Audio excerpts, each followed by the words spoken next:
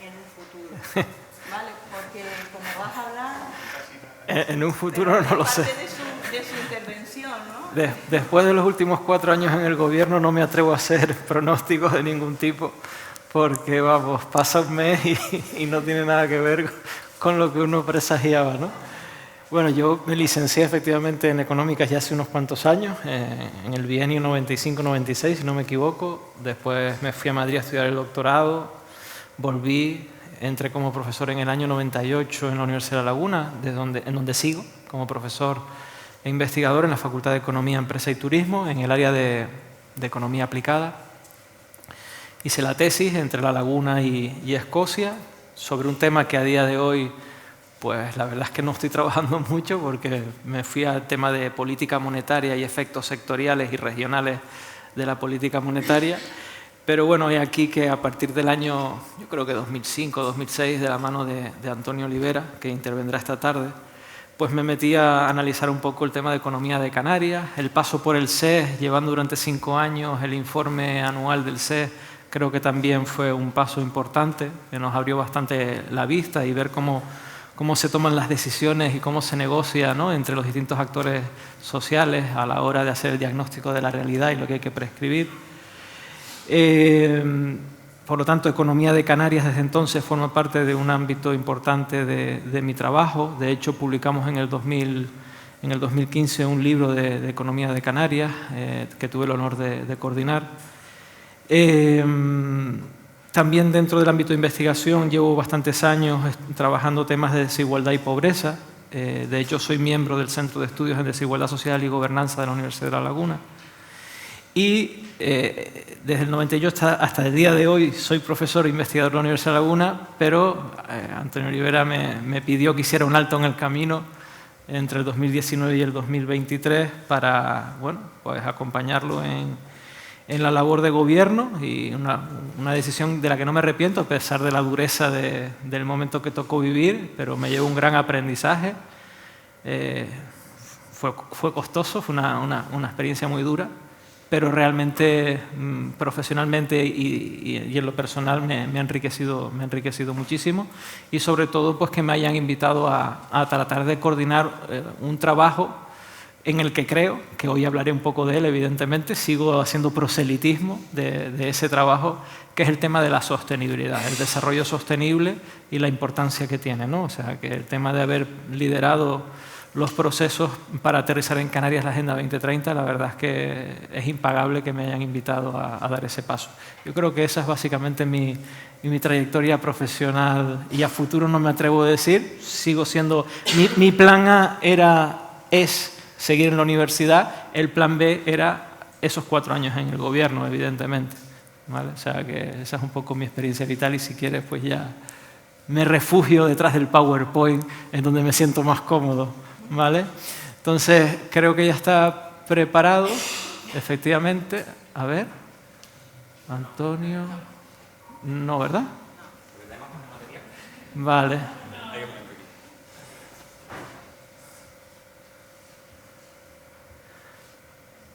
A ver.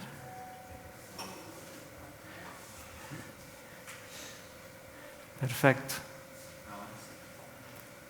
Vale, pues me ha tocado abrir este primer bloque, ¿no? Y me han planteado un título: Realidad actual y desafíos de futuro del tejido productivo canario y sus consecuencias sociales, bastante extenso, y sobre todo que tuve que preguntar exactamente qué entendíamos por eso del tejido productivo. Me sentía un poco perdido. Y al final salieron 2 palabras que eran diversificación y especialización productiva, que es un poco por donde voy a ir, pero insisto que al final de la intervención lo llevaré al terreno de ese marco general que es la sostenibilidad, que creo que es importante. Yo espero haber acertado con el enfoque, ¿vale?, que le he dado a la presentación, pero antes de entrar en faena, claro, estuve ojeando un poco el programa de todas las jornadas, pues yo no los voy a poder acompañar porque me tengo que ir a las 4, porque esta tarde un buen amigo, presenta un libro en Tenerife y quiero estar en el acto de presentación. Pero echando un vistazo a los 4 bloques, la verdad es que me parecía fantástico el enfoque que se le ha dado. Nosotros estamos... ¿Esto no funciona? A ver... Estamos aquí, más o menos, sí. estamos aquí en este primer bloque, ¿no? Desde lo que vamos a hablar hoy en la mañana de hoy, pero después tenemos dos bloques que creo que son en horario de tarde, que hablan de justicia social y de cohesión, ¿no? Me parece interesante que dedicar unos minutos a ver la conexión que hay entre la sesión de esta mañana con esas 2 de la tarde, porque a veces se pierde un poco de vista y creo que es importante reforzar ese mensaje. Pero sobre todo me parece también muy acertado la inclusión de ese elemento. Estamos en un contexto de policrisis, lo llaman algunos, un contexto completamente incierto, y es muy importante pues, tratar de ir siempre conduciendo con las luces largas también, anticiparnos, ¿no? Porque tenemos en un mundo muy incierto y la gestión de riesgos, la gestión del cambio se convierte en un aspecto importantísimo en todo tipo de organizaciones. Quizás yo me lo estoy llevando, porque todavía lo tengo muy reciente, al ámbito de gobierno, ¿no? Pero evidentemente en todo tipo de organizaciones esa gestión del cambio resulta fundamental. Y me detengo un momento en esa relación de los pilares fundamentales de la actividad productiva con los bloques más sociales, más de pobreza, de desigualdad. Aprovecho, precisamente salía hoy una noticia, ¿no? Hoy o ayer, ¿no? Que EAPN presentaba unos datos que realmente ya habían sido publicados en la encuesta de condiciones de vida del INE. Estos son los datos de tasa de riesgo de pobreza. Desde atrás, si yo fuese no lo voy a ver, ¿no? Porque tengo una vista malísima, pero es un poco desde el año 2008 hasta el año 2022, en cada año hay un montón de puntitos, cada puntito son todas las comunidades autónomas, en rojo España, en azul Canarias. Tasa de pobreza, es fácil. El azul siempre está por encima no solo del rojo, sino prácticamente de todas las comunidades autónomas, con lo cual está claro que tenemos un problema estructural, ¿no? de pobreza. Pero no me interesa tanto eso, que ya lo sabemos, que es un problema estructural, sino que tengamos en cuenta que normalmente este tipo de tasas, una pobreza relativa, se construye a partir de la renta disponible bruta de los hogares. Es la renta que tenemos nosotros para consumir hoy o consumir mañana, es decir, consumo o ahorro. Es eso, ¿vale? Y aquí viene la parte interesante. A veces nos olvidamos que la renta bruta disponible tiene que ver con la renta que ya previamente distribuye el mercado y después interviene en un primer nivel el Estado o los gobiernos a través de las transferencias netas de impuestos, ¿no? Transferencias y los impuestos hacen que esta renta que ha sido distribuida previamente en el mercado se convierta en esta renta que es con la que construimos esta variable. Existe otro nivel de intervención que sería a través de la educación, la sanidad, la dependencia, y nos daría otra variable, pero trabajar ya a ese nivel es mucho más complicado porque habría que hacer imputaciones de a cada hogar qué parte de sanidad, qué parte de educación le corresponde. Eso es muy difícil, hay estudios, pero normalmente se trabaja con esta renta para construir este tipo de indicadores. A mí lo que me interesa no es tanto esto, sino que sepamos que este nivel de renta viene de un estadio anterior y es la distribución que ya eso que llamamos los mercados ha realizado. Una distribución en términos de remuneración de los asalariados, márgenes empresariales, rentas de la propiedad, ¿no? Pero eso ya es distribución primaria, la distribución del mercado, que a veces lo olvidamos. Y para mí eso es muy importante porque quiere decir que ahí ya tenemos un primer nivel de intervención para corregir los desequilibrios. Los informes últimos de la OCDE, me voy a la OCDE de manera intencionada, porque digamos que responde a la más pura ortodoxia económica, ya llevan muchos años señalando que en países como España las políticas redistributivas están siendo incapaces de corregir la creciente desigualdad que emana de los mercados. Por lo tanto, si queremos luchar de manera efectiva contra la desigualdad, no solo hay que hacer un esfuerzo pues, en recuperar la progresividad perdida en los impuestos, por poner un ejemplo, sino sobre todo por preguntarnos qué está pasando en el mercado, que está aumentando tanto la desigualdad.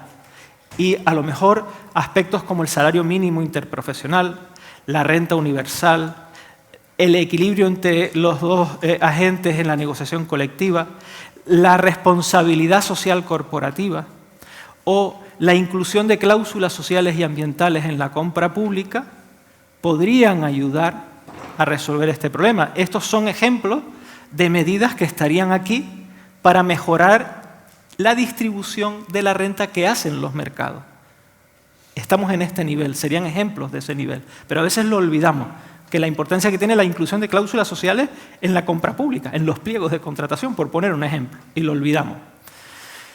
Y evidentemente, si estoy hablando de que esto es la distribución dentro del mercado, ¿y esto de dónde viene? Pues de la renta que se genera en el mercado. Eso que llamamos el modelo productivo. Ya llego a mi tema. Ya llegué a mi tema, el modelo productivo, ¿no? De lo que tengo que hablarles yo. Pero creo que esa conexión es importante. Es decir, no perder de vista que cuando hablemos de este último nivel, que es la tasa de pobreza o cualquier otra variable relativa a la desigualdad o la falta de cohesión de una sociedad, también es pertinente hablar del modelo productivo. También es pertinente preguntarse no solo qué producimos, sino cuánto producimos, cómo producimos. Es decir, al final el tema de la productividad, el empleo, etcétera, etcétera, son variables clave que también engarzan en ese tema. Por eso señalaba al principio que me parecía muy bien vertebrado todo ese programa formativo, porque encaja de manera natural. Y yo creo que en los últimos años hemos perdido de vista mucho que esto de aquí y esto de aquí son piezas fundamentales para resolver este problema. No nos podemos olvidar de eso, porque nos hemos cegado mucho con esto. Y el problema es que como esto está aumentando tanto, la desigualdad está aumentando tanto, los mecanismos de aquí cada vez son menos capaces de resolver este problema creciente. Por eso también esto es importante, ¿vale? Yo no voy a hablar tanto de desigualdad, pero quería dejar un balón lanzado, como me tengo que ir en el barco de las 4, pues al menos dejarlo para ver si alguien recoge el testigo más adelante, ¿no? Esto ya sería distribución de mercado y esto sería, ¿no?, redistribución y predistribución, lo podríamos llamar así. Vale. Modelo productivo, ¿cuánto producimos? Ya voy entrando en faena. Modelo productivo, ¿cuánto producimos? Podríamos hablar del PIB per cápita.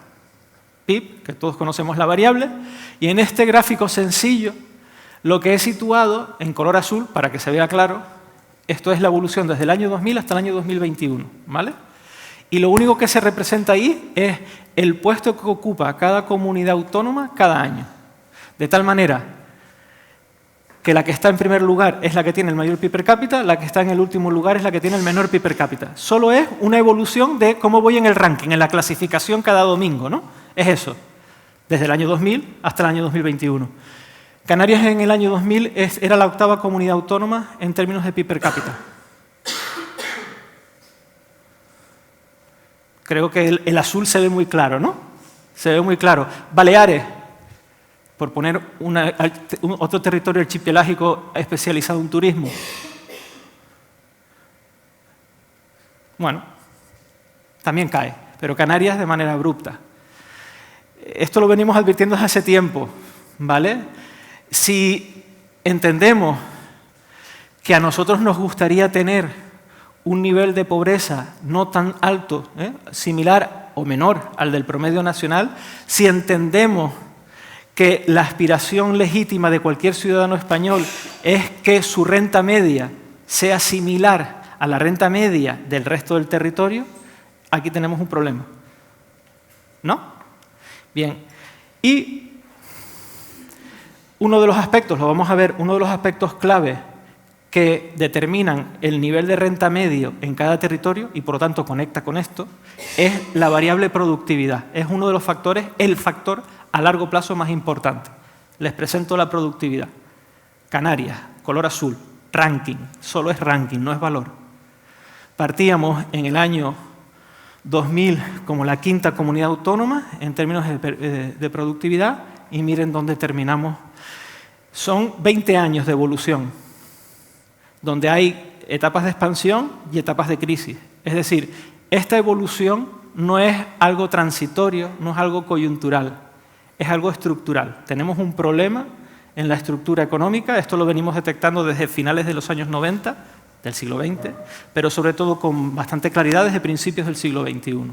Y yo creo que esto es un ejemplo, ¿vale? Entonces, esta primera diapositiva, o sea, este gráfico de aquí sería cuánto producimos, el PIB per cápita en perspectiva comparada. Oye, cuidado porque nos estamos separando del promedio nacional, cuidado.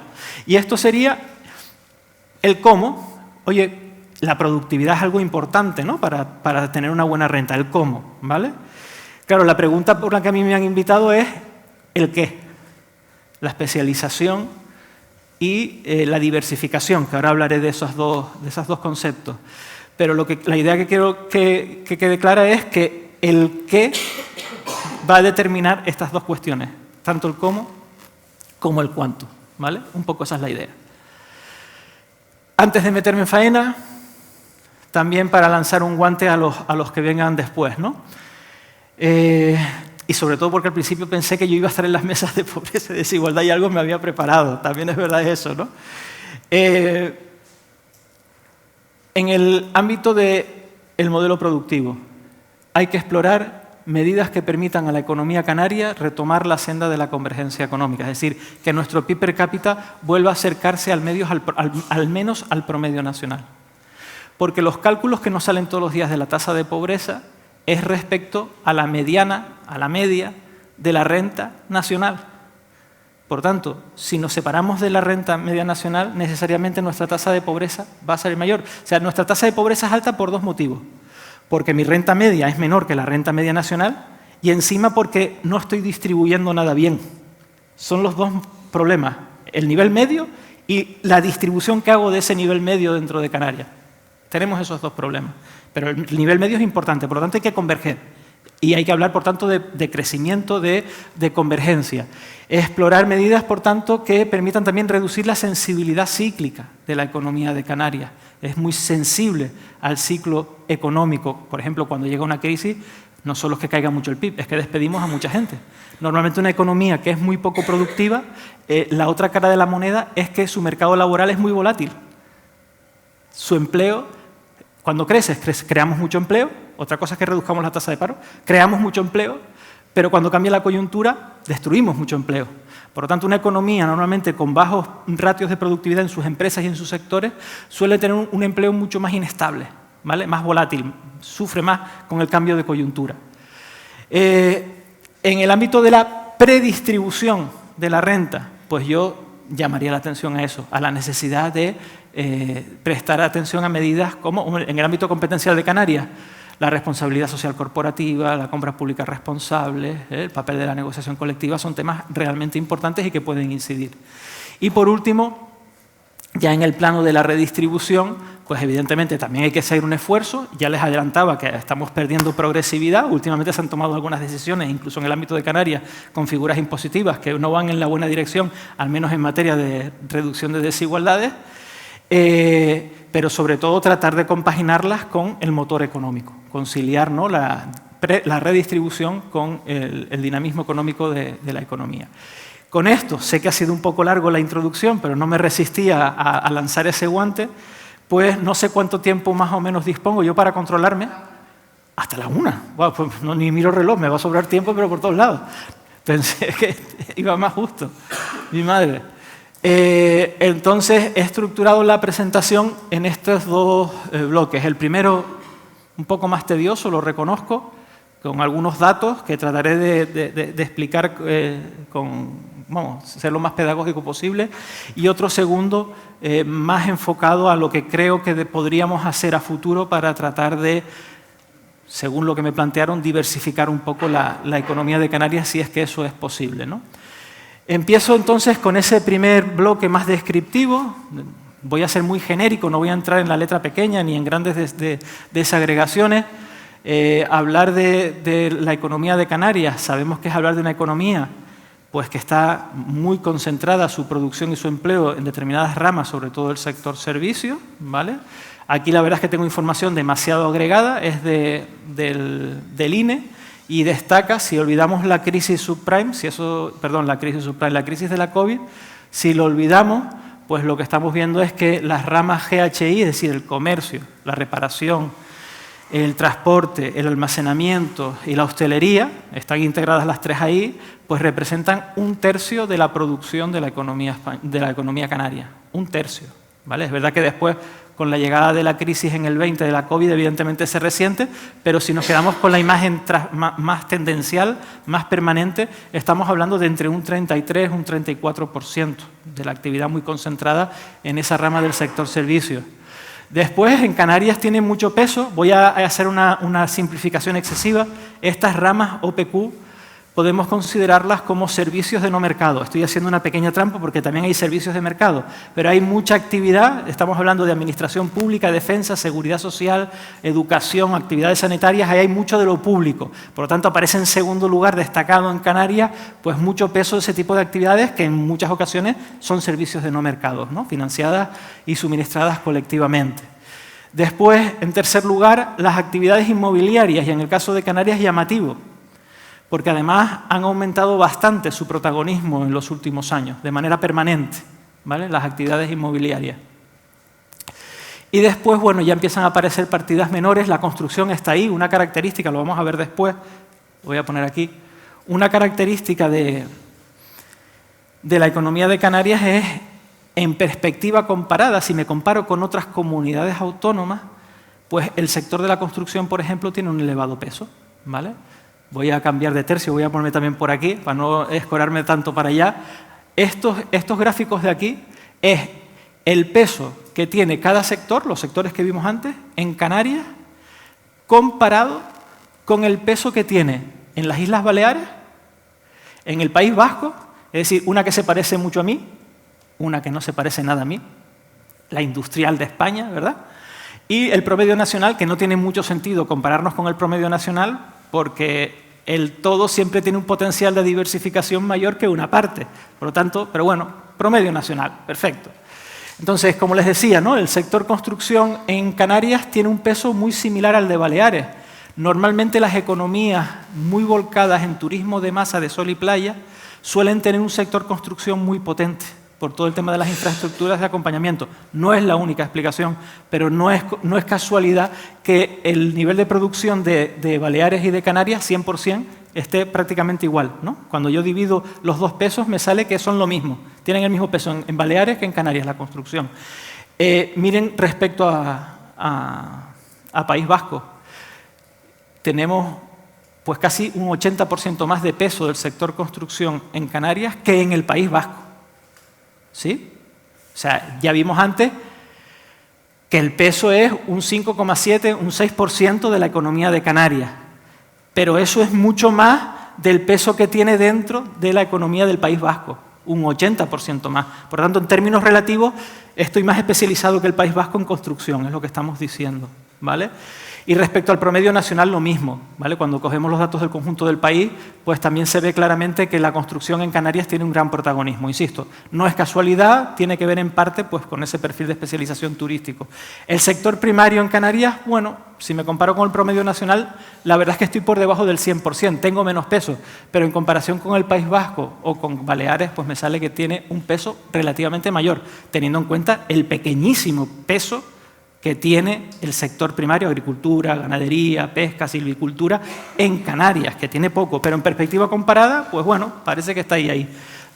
Industria, pues hablar de industria en Canarias, han salido bastante, es hablar de industria de alimentación, evidentemente, es el segmento de la industria que más destaca en Canarias. Tenemos muy poquita industria, a nivel interno tiene poco peso. Dentro de ese poco peso, ¿quién es el que destaca? La industria alimentaria claramente. ¿Vale? Y entonces, bueno, pues estamos viendo que estamos ligeramente por encima del peso en el País Vasco, ligeramente por encima del peso que tiene en Baleares. ¿Vale? Podríamos destacarlo como un elemento destacado dentro de nuestra estructura productiva.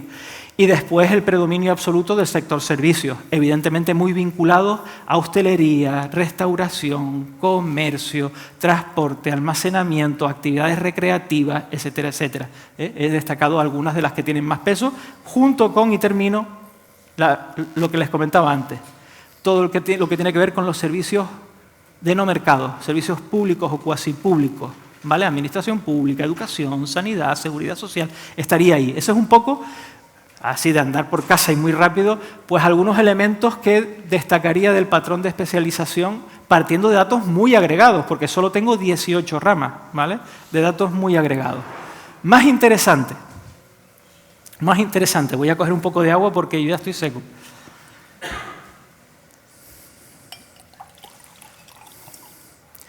Este gráfico que hay ahí, que no voy a explicar cómo se calcula, tampoco es importante, lo que trata de representar es a lo largo del tiempo si las economías que estamos representando ahí están experimentando cambios en sus perfiles de especialización.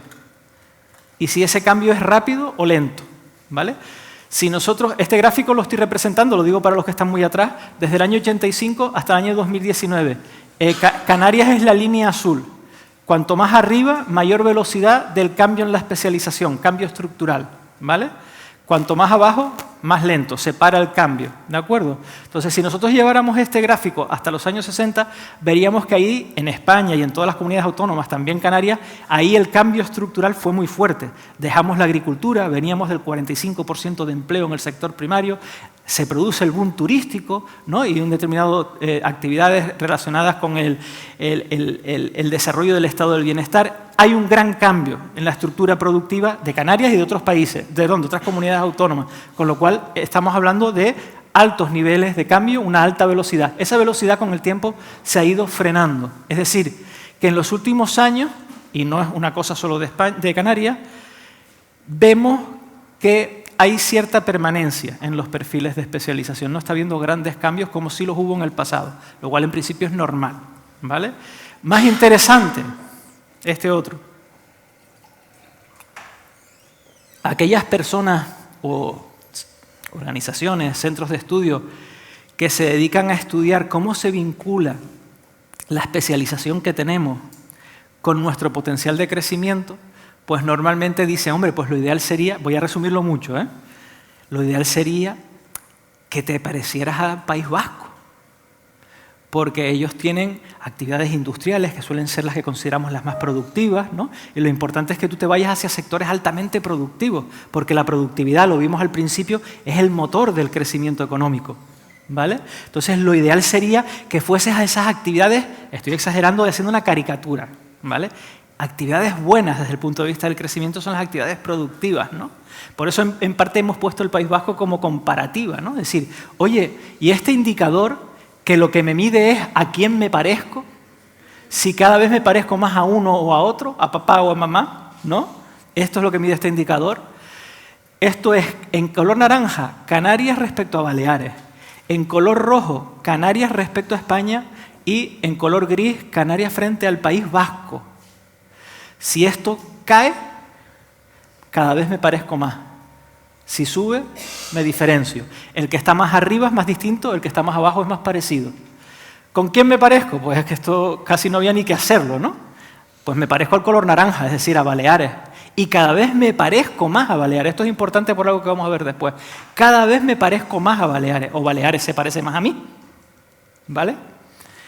La línea roja me dice que en los últimos años, pues desde el año 2008-2009, prácticamente no hay cambio. Es decir, que respecto al promedio nacional, mi estructura productiva ni se ha alejado mucho, pero tampoco se ha acercado. Mantengo diferencias, más o menos.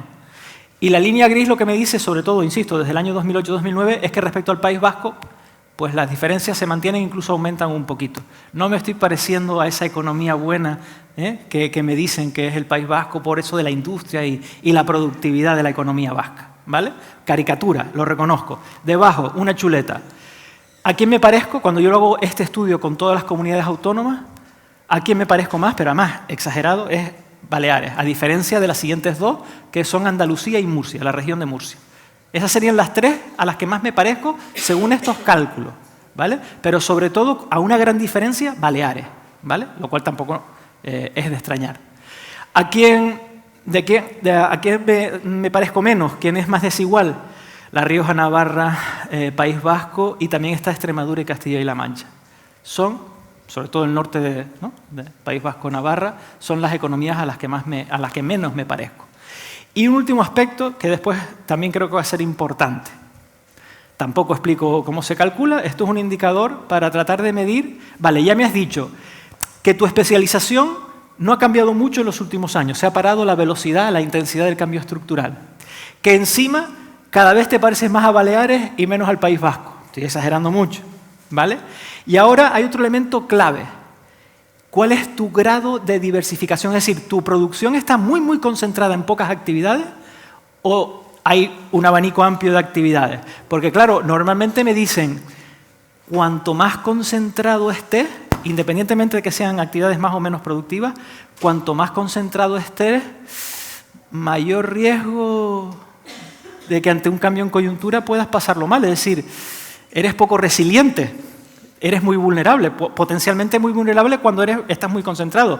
Cuando uno tiene unos ahorrillos, si es que tiene, intenta diversificar un poco para mitigar los riesgos. Pues esto es lo mismo. Si tienes una estructura productiva diversificada, cuando le va mal a un sector, a lo mejor otro le puede ir mejor y compensa un poco. Pero cuando lo apuestas todo en el mismo cesto, ¡uy, cuidado! Entonces eres muy vulnerable, eres menos resiliente. Por eso es importante medir el tema de la concentración. Bueno, este indicador trata de medir la concentración.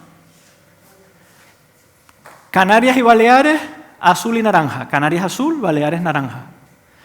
País Vasco, de las que menos concentradas están. Para abajo menos concentración, para arriba más concentración. Y en rojo el promedio nacional para que nos hagamos una idea. Los vascos, los buenos, insisto, estoy haciendo una caricatura, los vascos, ¿no? Evidentemente, nos parecemos poco, encima están bastante más diversificados. Las dos economías con menor nivel de diversificación, es decir, con mayor concentración, de las 17 comunidades autónomas, Canarias y Baleares. Prácticamente verán que la línea naranja y la línea azul se ha igualado.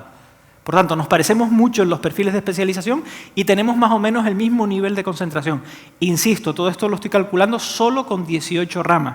Es decir, que cuando ampliemos a 64 ramas, o si algún día pudiésemos tener información, sobre todo series largas para poder hacerlo, pues esta fotografía variará un poco, ¿vale? Pero bueno, creo que está recogiendo información bastante relevante.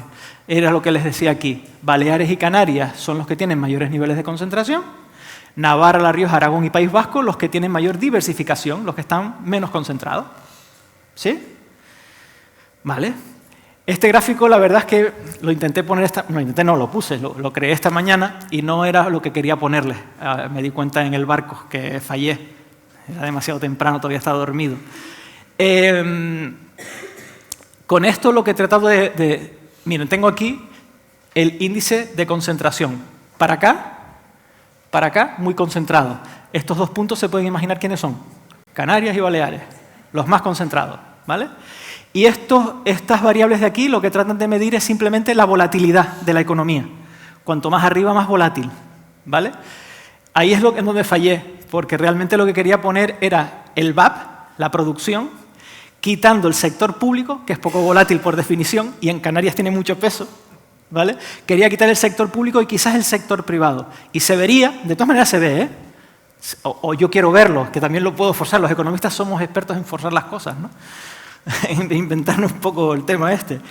Es que es verdad que Canarias y Baleares, de hecho Canarias está por encima de Baleares, Canarias y Baleares tienen un nivel de concentración muy alto, pero si ustedes lo llevan aquí, verán que en el caso de Canarias solo hay 5 comunidades autónomas más volátiles. Solo 5. Lo que pasa es que yo buscaba una nube de puntos que estuviese mejor distribuida para que el mensaje saliera más reforzado. Pero básicamente la idea es esa. Estamos muy concentrados y tenemos la quinta volatilidad más alta. Con lo cual estoy viendo que hay cierta relación. Cuidado porque estás muy concentrado, eres muy poco productivo y por tanto tienes mucha volatilidad. Si lo hacemos con datos de empleo todavía canta mucho más. La volatilidad es mayor, ¿vale? Por tanto, tema importante también por las connotaciones que tiene en clave de empleo. Me vuelvo para acá para ir repartiendo un poco el juego. Voy a ir muy rápido en estas tablas porque hay demasiada información, pero miren, es simplemente una tontería. Me voy a detener un momento aquí, sobre todo para las personas menos familiarizadas. Lo que estamos diciendo aquí es que el valor añadido bruto a precios constantes, el volumen de producción de una economía, el volumen de una producción, depende del empleo y de la productividad. Puede aumentar la producción con más manos, con más factor trabajo, o que ese factor trabajo cada vez sea más productivo. Ya está. Es sencillo. Es el VAP, es el producto del empleo y la productividad, ¿vale? Y después la productividad media de cada trabajador, la productividad aparente del factor trabajo, depende a su vez de la productividad de cada hora de trabajo y del promedio de horas trabajadas, ¿vale? Por eso hemos puesto aquí la productividad horaria, porque es un factor que determina la productividad promedio de cada trabajador, la productividad que tiene en cada hora de trabajo, ¿vale? Entonces, estos numeritos de aquí vuelve a ser simplemente el ranking. Oye, pues en el año 2000, Canarias tenía la 8ª cuota de producción más alta de toda España. ¿Sí? O de empleo, la 8ª. Me voy a la parte complicada, la productividad. En el año 2000 teníamos, lo vimos en el gráfico anterior, en el primero, teníamos la quinta productividad más alta de toda España. En el año 2019 la 14ª. Habíamos bajado muchísimo. Y recuerden que eso acompaña después al tema del PIB per cápita, ¿vale? Miren la productividad horaria, lo mismo. Éramos el quinto más alto, bajamos al 14. Pero eso es a nivel de toda la economía. Y aquí lo que hacemos es ver exactamente lo mismo para cada una de esas 18, bueno, aquí hay menos ramas, para cada una de las ramas económicas, ¿no?, que integran la economía de Canarias. ¿Por qué facilitamos esa información? Porque existe desde hace mucho tiempo un mantra en Canarias que es que nosotros tenemos una productividad muy baja porque nuestra especialización nos penaliza. Porque yo tengo turismo y los vascos tienen industria. Vuelvo a la caricatura, ¿vale? Entonces, lo que explica que tengo una productividad tan baja, lo que se suele decir es que obedece exclusivamente al perfil de especialización que me penaliza. Y lo que trataré de ver para cerrar este primer bloque es hasta qué punto eso es verdad. Verdad media. Dicen que es de las peores mentiras. Verdad media. Por supuesto que la especialización nos penaliza, pero no es el factor más importante. Y no es el factor más importante, y ya esto me está diciendo por qué. Porque en agricultura estoy en el 13º puesto de productividad. En industria general, 11º, 13º. En industria manufacturera, o sea, empiezo a mirar todos los sectores y el problema es que la productividad es baja en prácticamente todos. Baja en comparación al resto de comunidades autónomas. Cuidado porque España es de los países con mayor problema de productividad de toda la Unión Europea. O sea, que no me estoy comparando con Corea del Sur o con Estados Unidos. Me estoy comparando con España, que dentro de la Unión Europea sabemos que tiene un problema grave de productividad. Pues dentro del mapa autonómico nacional veo que tengo de las peores y lo más preocupante, en general veo empeoramiento. Empeoramiento. O sea, esto es un problema extendido en todo el tejido productivo canario. Y hay excepciones. La rama J, Información y Comunicaciones, según los datos del INE, en el año 2019 era la que tenía mayor productividad a nivel autonómico. O actividades artísticas, recreativas, entretenimiento, también la primera. Sector construcción en Canarias aparece mal posicionada en el ámbito autonómico, pero ha pasado de ser la 17ª a la 13ª. El que no se consuela es porque quiere, pero ha mejorado, por eso lo he puesto en azul, ha mejorado. Pero en general verán que hay mucho rojo y mucho empeoramiento, ¿vale? Por lo tanto, ahí tenemos un problema, porque aunque yo tuviese la misma especialización que los vascos, como en todos los sectores soy menos productivo, mi productividad agregada va a ser menor. Es decir, que si yo quiero mejorar mi productividad para mejorar la renta per cápita, para tratar de, entre otras cosas, mejorar los ratios de pobreza, por poner un ejemplo, no es solo plantearnos si tenemos margen para cambiar un poquito nuestro perfil de especialización, porque hay limitaciones, sino que con lo que ya tenemos no podemos hacer las cosas mejor. Ese es el mensaje de esta diapositiva. Esa es un poco la idea, ¿vale? El tema de la productividad es importante. No lo voy a comentar, pero esto simplemente es para ver la volatilidad en las tasas de crecimiento. Y lo mismo, decíamos que teníamos ¿lo estoy diciendo bien? Sí, volatilidad en las tasas de crecimiento. Y tenemos una economía, si ustedes ven, promedio de las tasas de variación. No, perdón, esto no es, esto es el promedio de las tasas de variación. Esto es simplemente, si tuviésemos un 1 aquí, sería que en este periodo, 2000-2019, hemos tenido un alto crecimiento, de los mayores crecimientos a nivel autonómico. Y si aparece el 17, somos el menor. Verán que hay mucho 14, 17, 13, 14, quiere decir que en general tenemos poco crecimiento en todas las variables consideradas. Y esto sí es la volatilidad, me había equivocado, y aquí vemos que efectivamente tenemos mucha volatilidad, ¿vale? Hay mucha volatilidad, la segunda mayor volatilidad, la tercera mayor volatilidad, la tercera en muchas variables. Poco crecimiento, muy volátil, ¿vale? Es otro de los mensajes. Más interesante, aquí sí que me detengo. ¿Qué no explico cómo se calcula. Me interesa el rombo negro. ¿Qué es el rombo negro? Es la variación en euros por ocupado, es una media, en euros por ocupado, la variación de la productividad de Canarias. Por ejemplo, 2014-2019, la última etapa, no me atrevo a llamarla expansiva, pero de recuperación, ¿vale? De recuperación. La última etapa, ¿qué tenemos? Que entre 2014 y 2019, es decir, coincidiendo con una etapa expansiva, la productividad agregada media de Canarias cae. El rombo negro está por debajo de cero, cae, ¿no? Pues en 1.000 euros por ocupado. Si ustedes ven la otra etapa expansiva, 94-2007, la he dividido en dos porque hay dos subetapas dentro, pero también cae. Una característica de la economía canaria y la española es que la productividad en las etapas de expansión cae. Y en España, ¿eh? O sea, esto es una anomalía. España es una anomalía dentro de Europa. Normalmente, ¿cómo crece Alemania, cómo crece Francia, cómo crecen las potencias europeas? Con un modelo de crecimiento equilibrado, es decir, que a la vez que van generando empleo, van mejorando la productividad. ¿Qué sucede en España de manera sistemática? Que normalmente en las etapas de expansión la productividad cae. ¿Y qué pasa en las etapas de crisis? Que la productividad sube, pero sube porque se destruye mucho empleo. ¿Vale? Lo de la volatilidad que les decía. En cambio, en Alemania, cuando hay una crisis, es decir, se está contrayendo el PIB, se destruye empleo, no tanto como en España, por lo tanto, cae un poco el empleo, pero también cae la productividad. La productividad es procíclica en Europa y en España y en Canarias es anticíclica, lo cual es una anomalía. En Canarias se observa claramente. Tenemos que llega una expansión y cae la productividad. Llega una crisis, sube la productividad, pero claro, sube la productividad quizás porque has acumulado muchas ineficiencias durante la etapa expansiva.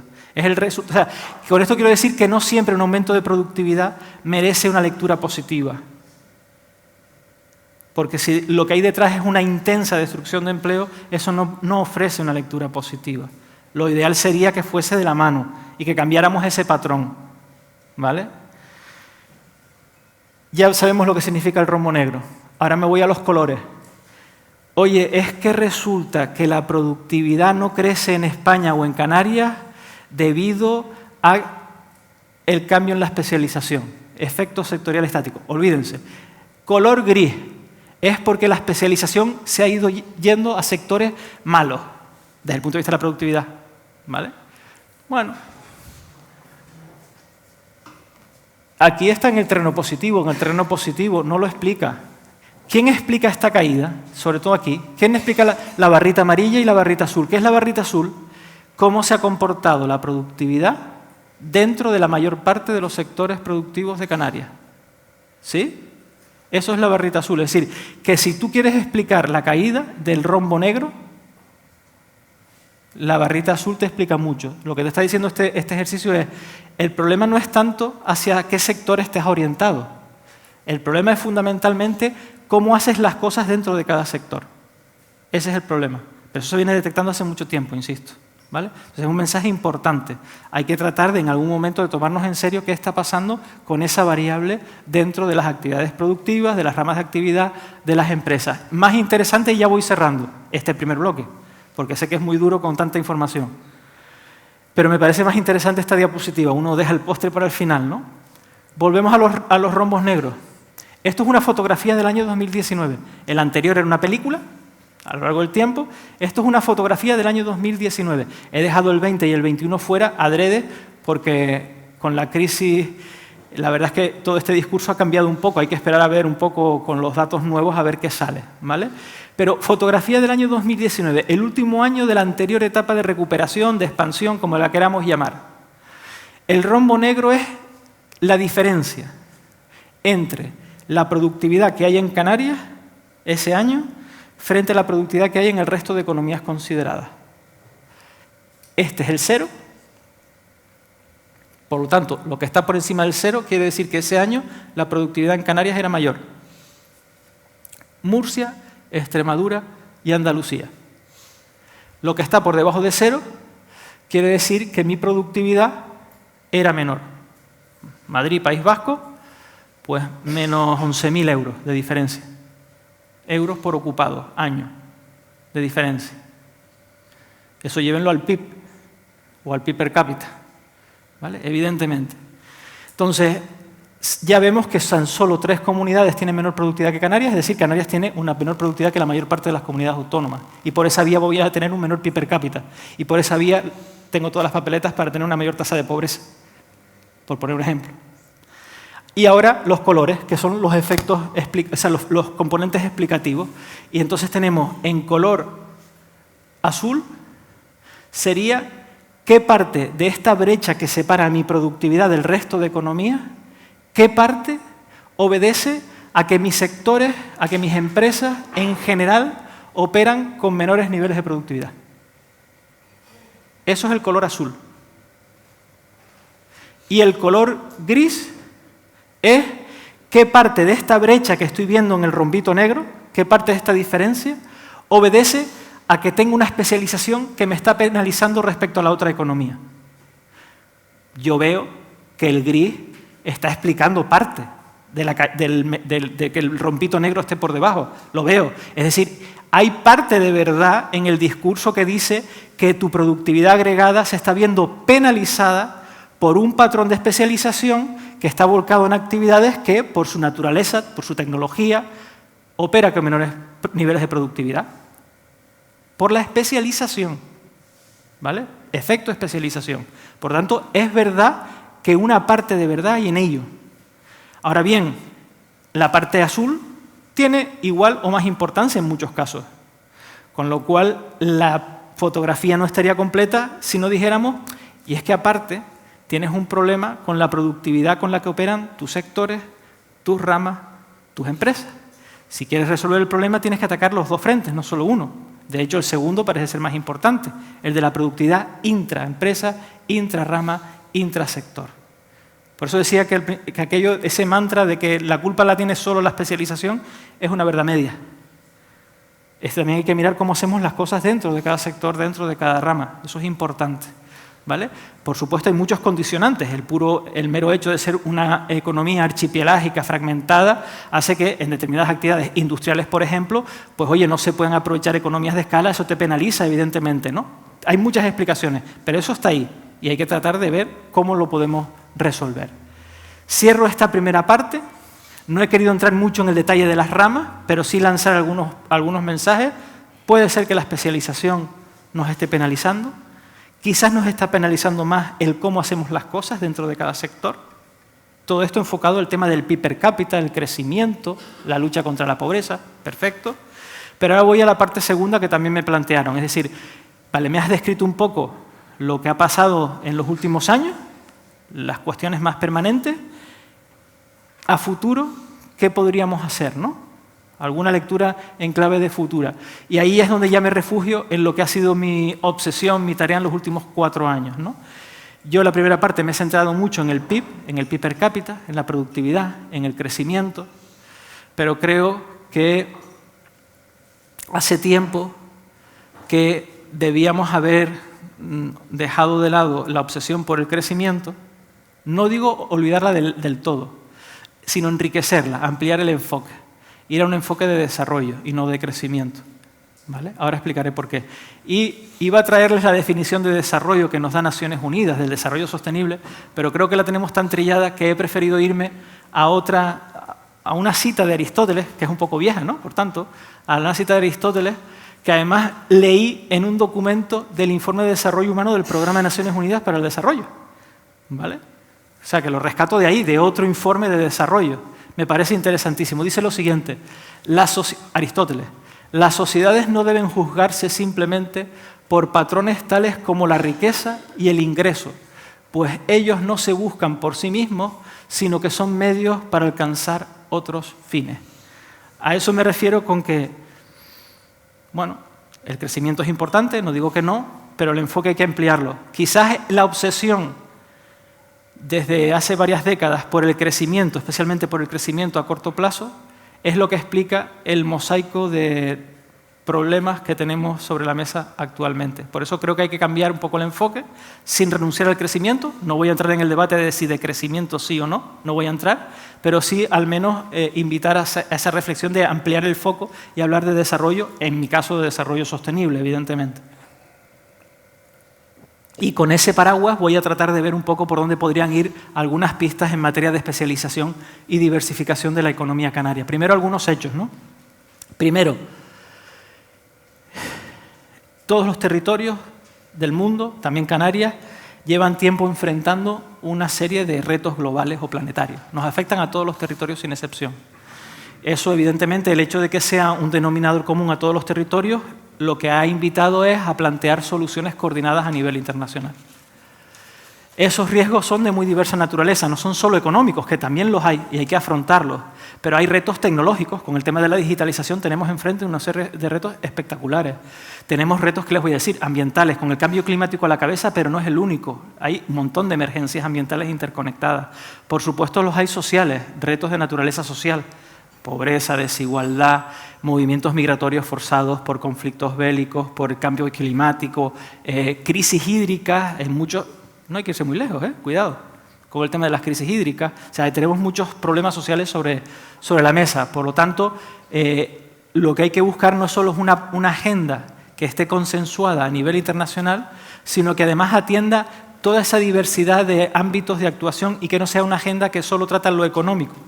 Lo que hay que buscar es una agenda que combine los problemas económicos, los sociales y los ambientales, porque están todos integrados y están interconectados. Por lo tanto, hace falta un enfoque integral para atenderlo. Son riesgos que son globales, es verdad, pero después se manifiestan de forma diferente. No es lo mismo la pobreza, cómo afecta a un país del África subsahariana, que cómo puede afectar a Canarias o cómo puede afectar a un estado de los Estados Unidos. Por lo tanto, la respuesta tiene que estar diseñada atendiendo a las particularidades de la localidad, de la ubicación, de la región, ¿vale? No es lo mismo el cambio climático, cómo va a afectar a un territorio costero como puede ser Canarias, que a un territorio del centro del continente europeo. Por lo tanto, las actuaciones tienen que estar diseñadas pensando en ajustarse a las particularidades del territorio. Es decir, una agenda consensuada sí, pero después diseñada desde abajo hacia arriba, desde lo local, fundamental. A raíz de la COVID y de otros muchos, podríamos hablar de otros muchos conflictos que tenemos o problemas que tenemos, ¿no? Yo creo que estamos en un contexto, habría así la intervención de hoy, en un contexto de policrisis, en un contexto altamente cambiante, incierto, etcétera, etcétera.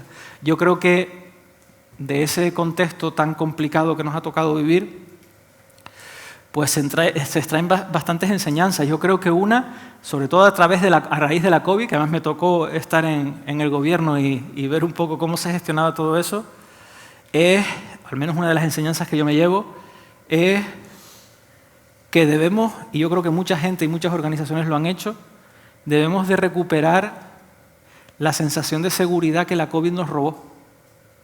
Nos sentimos inseguros con esta crisis y con otras muchas, ¿no? Y creo que para volver a recuperar esa sensación de seguridad, al menos, y creo que la COVID es otro buen ejemplo, conviene, por un lado, volver a recuperar el valor del trabajo colaborativo, asociativo, las alianzas. Creo que la vacuna es un ejemplo, que tendrá muchos lados negativos, pero creo que evidentemente que en un tiempo récord se haya logrado, con esfuerzos de varias partes, tratar de sacar un remedio en un tiempo récord, pues evidentemente es un buen ejemplo. El volcán de La Palma podría ser otro buen ejemplo, ¿no? De cómo actuar de forma conjunta para resolver un problema grave, ¿no? Entonces, el tema de trabajar conjunto en alianzas creo que es un tema importante. Y el otro es recuperar seguridad. Para mí lo llevo al tema de la resiliencia, no solo de la sostenibilidad. Ser resiliente, ¿vale? La resiliencia tiene una parte económica. Mi PIB y mi empleo es muy volátil. ¿Qué puedo hacer para que sea menos volátil? ¿Vale? Pero también tiene una parte ambiental, una parte social, etcétera, etcétera. Por lo tanto, el concepto de la resiliencia creo que también es un tema importante. Con esto lo que quiero decir es que, con todo esto sobre la mesa, cada vez hay un creciente consenso de que quizás el enfoque no debe de ser solo el crecimiento. No digo que tengamos que dejar el crecimiento, no entro en ese debate, ¿vale? Pero que sí tenemos que abrir el foco y hablar más de desarrollo, ¿vale?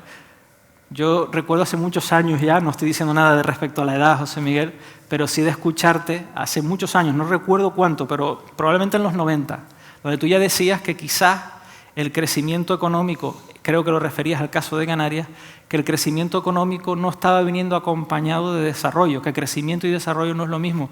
Estamos hablando exactamente de lo mismo. Pasa que el concepto de desarrollo que yo estoy utilizando es el concepto de desarrollo sostenible, es decir, que tiene que conciliar la dimensión ambiental con la dimensión económica y con la dimensión social. Ese es el gran reto. No es ir cada dimensión por su cuenta, sino ver cómo somos capaces de conciliar esas tres dimensiones, ¿no?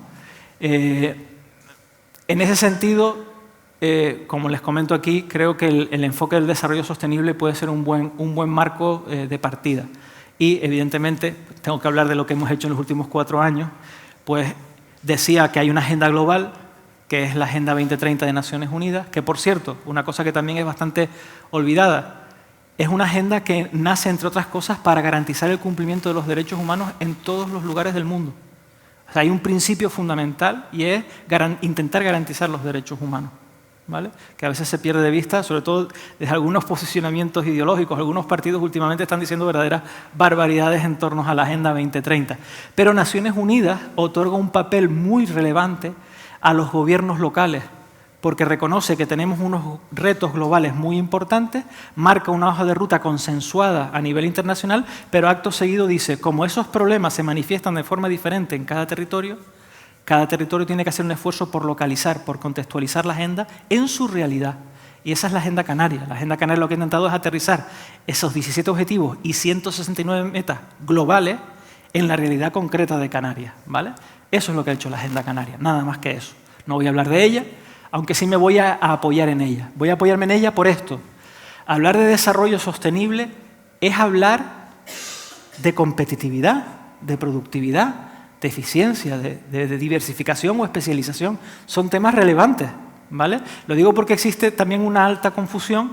Cuando se habla de desarrollo sostenible o de Agenda 2030, todo el mundo no, pero una inmensa mayoría sigue pensando todavía en verde, que está muy bien, porque como hemos olvidado la dimensión ambiental durante tantas décadas, ahora estamos pagando los platos rotos. Pero es que el reto que nos plantea la Agenda 2030 es mucho más complicado. Es cómo solventar el problema, el reto, el desafío de la sostenibilidad ambiental de manera simultánea a la sostenibilidad social y a la sostenibilidad económica. Es decir, sin poner en jaque el motor económico, por ponerlo más claro.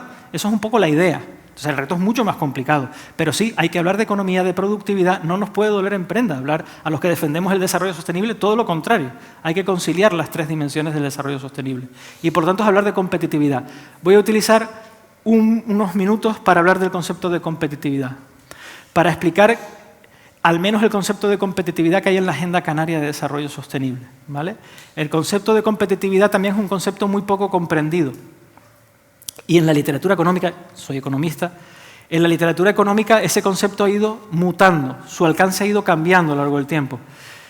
Tenemos un concepto que es el de competitividad empresarial, que es el relativamente más sencillo de definir y de medir, no sin dificultades, insisto. Y después está el de competitividad de un país, de una economía, de una región, el de competitividad agregada y competitividad exterior. Esos conceptos, inicialmente, en los primeros momentos, siempre se ligó a crecimiento económico. Competitividad y crecimiento, no había más dimensiones, competitividad y crecimiento. E incluso, en muchas ocasiones se ha desvirtuado y se ha vendido, voy a volver a hacer una caricatura, ¿vale? Que nadie... hacer los chinos de Europa. ¿Me entienden lo que quiero decir? Si mucha gente entiende por competitividad ser barato. Y bueno, es una posible estrategia competitiva, de corto alcance. Es decir, no sé, un ejemplo, años 90, Finlandia. Finlandia al lado de Rusia. Tienen la misma riqueza forestal, el mismo bosque, el mismo tipo de madera. Los finlandeses llevan desde los años 90 vendiéndole casas de madera de lujo a los rusos.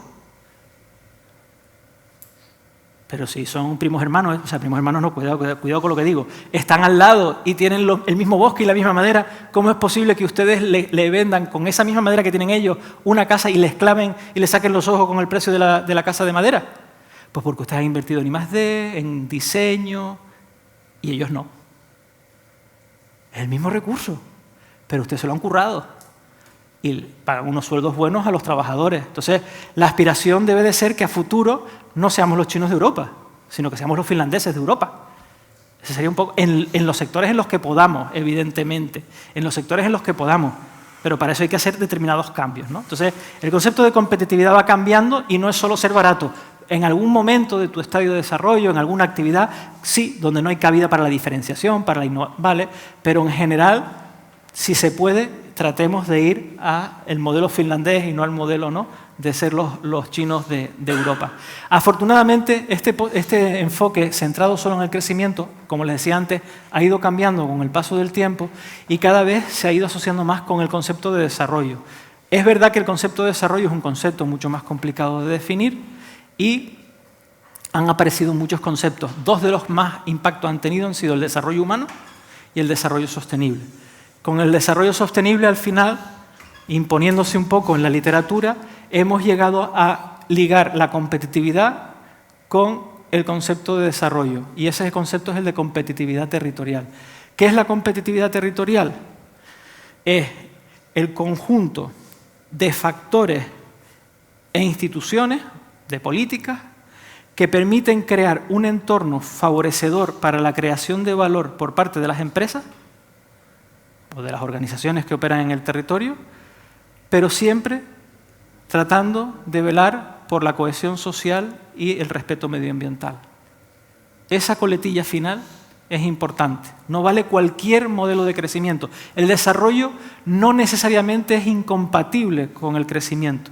Sí es incompatible con cualquier tipo de crecimiento. Hay determinados crecimientos, aquellos que no sean inclusivos o aquellos que no sean respetuosos con el medio ambiente, que deberíamos de descartar bajo este enfoque del desarrollo sostenible, bajo este enfoque de la competitividad territorial.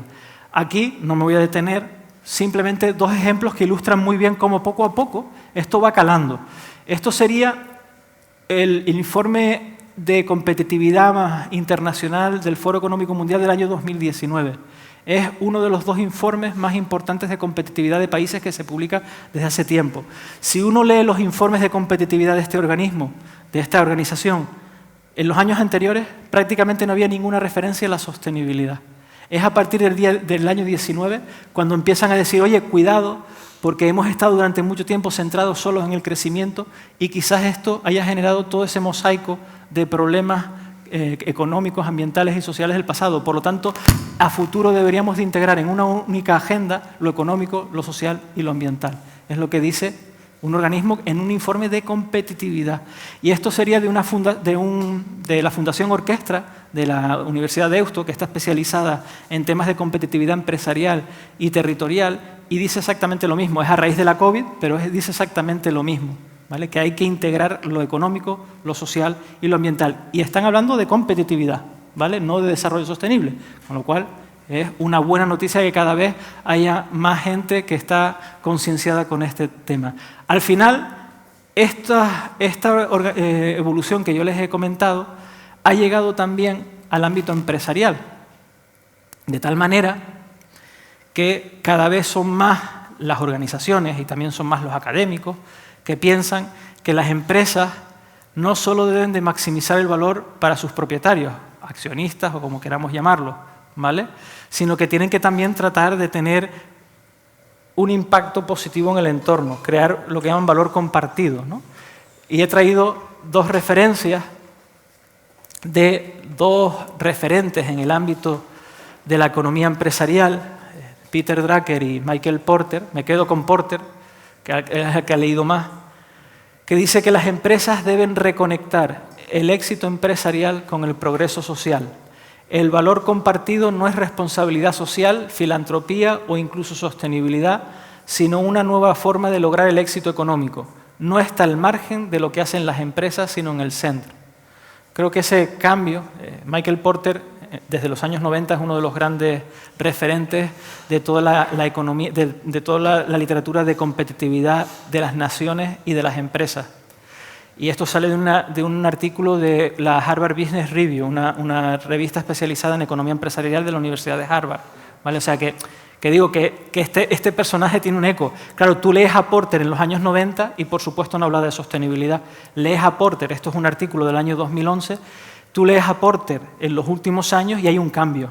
Y ese cambio es el reconocimiento de que algo hemos hecho mal y que tenemos que empezar también las organizaciones a empezar a cambiar el enfoque, ¿no? O sea, me parece bastante interesante. Un apunte importante, voy a pasar de puntillas. Todo esto que suena muy bonito del desarrollo, de la diversificación a la que voy a volver ahora, se tiene que levantar sobre la riqueza que tiene una región. Y aquí sí que me voy a detener un momento porque no lo puedo resistir. Cansado ya, quizás como profesor, probablemente lo reconozco, cansado ya de que se diga que el PIB o el PIB per cápita es riqueza. Cada vez que llega una crisis, cae el PIB per cápita, los titulares en la prensa. La riqueza de Canarias retrocede no sé cuánto por ciento. No, el PIB no es riqueza. Eso es riqueza. Es decir, el PIB es una variable flujo, es lo que obtenemos durante un periodo de tiempo determinado a partir de nuestra riqueza, a partir de nuestra base patrimonial, a partir de nuestro capital territorial. ¿Y qué es el capital territorial? Está ahí. Mira, pues es los bienes de equipo y de capital que tiene una empresa. Eso forma parte de nuestro stock de capital territorial. El capital humano, la formación que tenemos cada uno de nosotros y nosotras, ¿no? La formación que hemos recibido y que hemos tenido, eso forma parte del stock de capital. Pero también el stock de capital es el capital natural, el paisaje, la cultura, el capital relacional. ¿Nos llevamos bien o nos llevamos mal? ¿Y por qué es importante? Porque a día de hoy la competencia o la competitividad, mejor dicho, descansa sobre todo en que seamos capaces de articular redes de confianza. Ya no es una cuestión de una organización, es cómo esa organización es capaz de colaborar y trabajar conjuntamente con otras organizaciones del mismo sector o de distintos sectores. Si tú tienes un capital social y un capital relacional nulo, no vas a poder crear alianzas sólidas y vas a fracasar estrepitosamente, incluso en el ámbito económico. Por tanto, cultura, capital relacional, capital social, paisaje, naturaleza, también forma parte de la riqueza. ¿Y por qué toda esta chapa que les estoy soltando? Pues porque una economía canaria podrá crear un flujo grande de PIB, de empleo, de inversión, si tiene detrás una buena base patrimonial. Por tanto, la base patrimonial te va a condicionar tu flujo, tu PIB per cápita, pero también va a condicionar tu potencial de diversificación, evidentemente, lo que puedes hacer y lo que no puedes hacer. Pero ahora le doy la vuelta. Tengo un stock de capital, le aplico una tecnología y obtengo un flujo que es el PIB. El PIB no es riqueza, ¿vale? Eso queda claro ya. Ahora bien, si ese proceso a través del que yo utilizo el stock de capital para obtener ese flujo, ese PIB, no cuida el stock de capital, si yo en ese proceso en el que apoyándome en mi capital obtengo producción, no me doy cuenta que estoy deteriorando el paisaje, el medio ambiente, las relaciones sociales, el capital institucional, sí, hoy estoy obteniendo un PIB del carajo, perdón por la expresión, es decir, estoy creciendo. Chapó. Y vas a poder crecer así 5, 6, 7 años. Pero como estás minando, estás reventando tu base patrimonial, sabes que a futuro vas a crecer menos. Es decir, que incluso para aquellas personas y organizaciones a las que solo le preocupe lo económico, debería de ser una obsesión el desarrollo sostenible. Lanzarote no sería Lanzarote, y no voy a entrar en si ya el espíritu de César Manrique ha muerto, no voy a entrar en eso. Pero Lanzarote no sale de la pobreza si no es por su capital natural y cultural, por su riqueza paisajística, por ser reserva de la biosfera. Eso es Fuerteventura. Eso es Fuerteventura, Lanzarote. ¿Vale? Entonces, un ejemplo como muy claro, ¿no? Entonces, si nosotros no cuidamos eso, evidentemente estamos apostando por un modelo de crecimiento de corto recorrido. No va a ser sustentable a largo plazo. Eso es muy importante, ¿vale? ¿Sí? Para mí, al menos, es muy importante. Bien, dicho esto, entramos en faena, a decir, bueno, ya me has dicho que hay que cuidar la competitividad desde el enfoque de la sostenibilidad, perfecto, sé que hay que levantar todo esto sobre las potencialidades que tienes, que lo llamamos riqueza, capital territorial, ¿vale? Riqueza que se puede crear, porque el talento se puede crear, ¿no? O sea, hay determinados activos, o sea, hay cosas que vienen dadas, la geografía, el clima, etcétera, etcétera, ¿no? Si tengo un determinado mineral o no, pero después hay cosas que creamos nosotros. O sea, esta matriz puede enriquecerse o empobrecerse a medida en función de nuestras decisiones, ¿vale? Hay activos que pueden crearse y generar condiciones, pues, por ejemplo, para la diversificación. Entonces, me refugio, como les decía, en el esquema básico de la Agenda Canaria. Para llevarlo, ya voy terminando, me quedan todavía unas cuantas, posibilidades de especialización, diversificación de la economía canaria. Primero hay que velar por la competitividad, pero me voy aquí. Me dice, mira, prioridad de actuación, especialización y diversificación inteligente. Aquí lo de inteligente no es como el smartwatch, ¿no? O el smartphone, ¿no? Todos queremos tener cosas inteligentes. Inteligentes en el sentido de aprovechemos nuestras potencialidades o creemos nuevas potencialidades, nuevas ventajas competitivas, inteligente en ese sentido. Entonces, en relación a eso, bueno, también ahí está la transformación digital, que es un tema muy clave. Ahora vuelvo sobre esto. Algunas ideas básicas. Una primera premisa. Integrar en nuestras estrategias de desarrollo futuro, por ejemplo, de diversificación, podría ser también, el propósito de la sostenibilidad y la resiliencia. Esto parece una perogrullada, pero después de 4 años trabajando en este tema y hablando con todas las organizaciones, sindicales, empresariales, universidades, cabildos, ayuntamientos, gobierno de Canarias, no hay un nuevo propósito. Hay muchos que se ponen la chapita de colores y es postureo. O sea, es así. Antes hablábamos del greenwashing, ¿no? Pues ahora yo hablo del SDG washing. Es decir, el blanqueo con la chapita de colores, pero realmente el propósito de la organización sigue siendo la misma. No. Lo que nos están pidiendo es que tenemos que cambiar de propósito. Que ya el propósito no puede seguir siendo el mismo de antes. Que tenemos que interiorizar en nuestra estrategia competitiva la sostenibilidad. Eso no lo estamos haciendo. Son pocas los que lo están haciendo, ¿vale? Entonces, por eso para mí esa premisa es importante. O sea, aclaración. Diversificación y especialización no son conceptos antagónicos. Que estamos acostumbrados a escuchar, cada vez que hablas de diversificar, que me vas a quitar cuota, que voy a perder nicho, que quieres que baje el peso del turismo. Podemos abrir ese debate, pero no estoy hablando de eso. Estoy hablando de dar la oportunidad a otras actividades a que se desarrollen.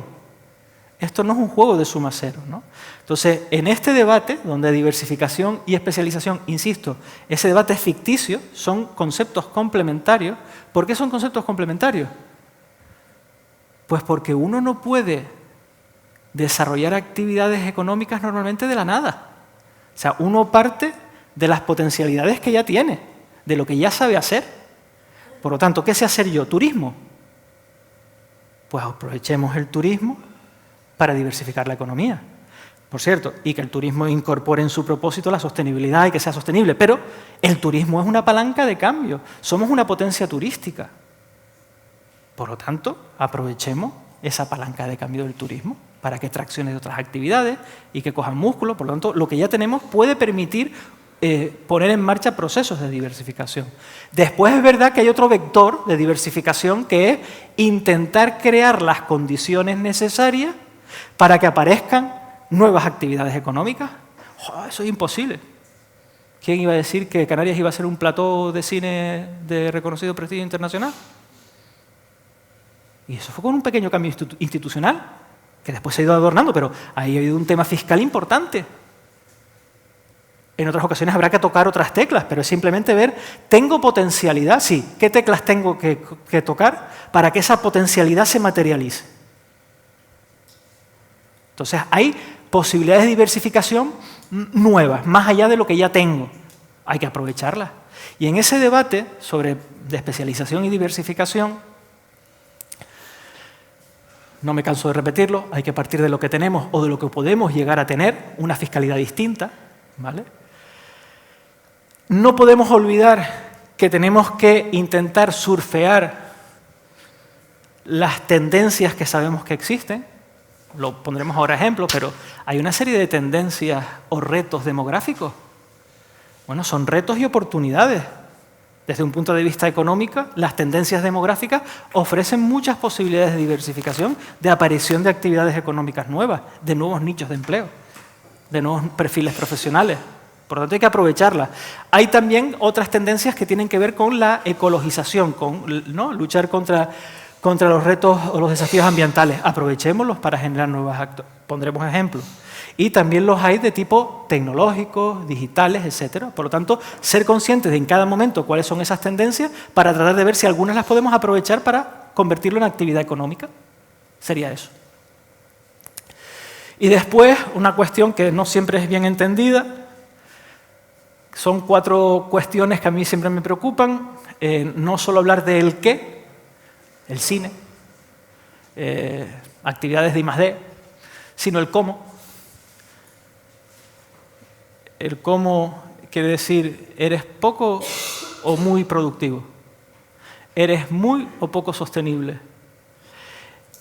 ¿Produces, voy a meterme también abajo, produces, en el turismo, produces el Dacia Logan del turismo o el Porsche Cayenne del turismo? No sé si me explico. O sea, ¿en qué segmento del mercado te quieres especializar o te puedes especializar? Pues a lo mejor te has especializado en un segmento, pero te puedes ir a otro más alto, de mayor valor añadido, más intenso en factor trabajo de alta cualificación, mejor remunerado. ¿Puedes o no puedes? El qué y el cómo es importante, y eso me lleva al tema intra e inter. Me explico. La diversificación puede ser intrasector, intrarrama. Por ejemplo, cambiando de segmento de mercado. No necesariamente tengo que salirme del sector que ya estoy desarrollando, simplemente aspiro a irme a otro segmento de mayor valor añadido, de mayor contenido tecnológico, de mayor salario, etcétera, etcétera. Pero también puede ser inter, es decir, cambiar de rama. Entonces, esos enfoques deberían de estar presentes porque no siempre están presentes en el debate y sobre todo donde se toman las decisiones, ¿no? Ejemplo, el sector primario. Aquí voy a ser un poco provocador para después, no sé si se puede abrir la mesa de debate y no confundir el sector primario, ya vimos que teníamos un peso pequeñito, ¿no? En todos los países desarrollados un peso muy pequeño en la producción y el empleo. Eso no significa que no sea un sector estratégico. Poco peso cuantitativo en el empleo y la producción no significa sector irrelevante. Todo lo contrario y menos ahora. Es un sector estratégico, siempre lo ha sido y creo que ahora mucho más, ¿no? Por ejemplo, dada su naturaleza multifuncional, no solo crea empleo y actividad económica, es que es sostenedor del paisaje, es un valor para la sostenibilidad ambiental, es un mantenedor de los entornos rurales, de la cultura. Entonces, tiene muchas funciones el sector primario que hacen que entendamos que es muy importante, pero sobre todo uno que seguro que con las últimas crisis que hemos tenido y las rupturas en las cadenas de suministro, seguro que lo tenemos muy presente. La seguridad alimentaria. La seguridad alimentaria es clave. Y más en un territorio como el nuestro, ¿no? Por lo tanto, es un tema que es fundamental no solo para la sostenibilidad, sino para la resiliencia. Clave el tema de la seguridad alimentaria. Y aquí hay un debate, no me voy a meter porque no soy experto, además acabo de ver a Matías por aquí, que no debemos de confundir soberanía alimentaria con seguridad alimentaria. Porque he escuchado en algunos foros y en algunos sitios no me esperaba escucharlo, la verdad, que apostaban por un 100% de soberanía, o sea, un verdadero disparate. O sea, es tan vulnerable una sociedad que lo opuesta todo a importar los alimentos, que una sociedad que pretende ser 100% sostenible, que creo que técnicamente no sería posible, y menos un territorio tan pequeño como el nuestro, 100%, o sea, eres igual de vulnerable en los dos escenarios. Eso no va con la lógica de la sostenibilidad en absoluto. Hay que buscar un equilibrio. Hay un porcentaje de autoabastecimiento que sí, evidentemente, se puede conseguir, ¿no? Y después una pregunta provocadora, no entro a responderla yo, lo dejo para el resto. Tenemos un renglón exportador importante dentro del sector primario. ¿Y por qué es tan importante ese renglón exportador? ¿Porque es súper competitivo o por otro tipo de razones? Y esas razones, esas teclas que tocamos para tener un sector primario tan exportador, no se podrían utilizar, presionar, convencer, modular, para que fuésemos más autosuficientes, para tener un mayor margen de seguridad alimentaria, porque estamos dedicando mucho terreno a exportar pero después importamos todo lo que consumimos y nos hace vulnerables. Y ese empleo se genera en otros sitios. Lo dejo ahí. Me sirve para todos los sectores. Lo local no siempre es lo mejor. Kilómetro cero, ¿no? También lo dejo ahí como un elemento para la reflexión, es decir, el kilómetro cero no siempre es más sostenible que el producto de importación. Dicho de otra manera, cuidado con los discursos que tratan de utilizar la sostenibilidad para proteger el sector. Esto es viejo. Esto, en el comercio internacional tenemos ejemplos de esto, de cómo se desvirtúan las normas de comercio internacional, no porque tal, sino para proteger el mercado local o nacional. Entonces, a lo mejor en ocasiones nos estamos encontrando con posicionamientos, y no hablo del sector este, podría ser otro sector, en donde se defiende lo del kilómetro cero, pero simplemente para proteger el mercado. Y resulta que es menos sostenible ese producto, por ejemplo, huella ecológica o huella hídrica, o impacto en temas de plástico, es muy superior, o contaminación por nitratos de los suelos, es mucho menos sostenible que el producto que viene de importación, contando la huella de carbono que genera el transporte. Entonces, cuando digo que el propósito tenemos que interiorizarlo, también voy por ahí, ¿vale? Entonces, cuidado, el kilómetro cero no siempre es lo mejor. Apuesto por kilómetro cero siempre que tenga sentido, evidentemente, y que sea realmente más sostenible. Y después yo creo que sí, que efectivamente el sector primario puede ser fuente de diversificación y que no estamos rentabilizando todas las interconexiones sectoriales dentro de Canarias. Por ejemplo, con el sector turístico, evidentemente, o con la industria agroalimentaria, que probablemente tengamos todavía más margen para que se refuercen esas interconexiones sectoriales y que cojan más músculo y por lo tanto podamos generar más empleo. Sería un ejemplo sobre algo que tenemos que podemos mejorar. Otro, el turismo. Aquí también voy a tratar de lanzar un par de mensajes. Insisto, el turismo tiene que abrazar, muchos ya lo están haciendo, pero creo que no son mayoría, el propósito de la sostenibilidad, ¿vale? Pero aquí lanzo un mensaje un poco provocador, que no es mío, es de un profesor de la Universidad de La Laguna, Carlos Fernández, que se lo escuché una vez y lo utilizo también un poco para provocar. Canarias será lo que su sector turístico quiera que sea. A ver, tiene mucho punch y habría que matizarlo mucho, pero es que me gusta.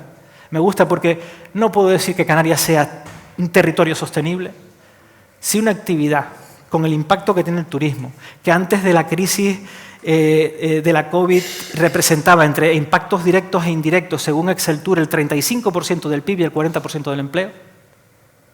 No podemos ser sostenibles si el turismo y toda la cadena de valor de la actividad turística no lo es.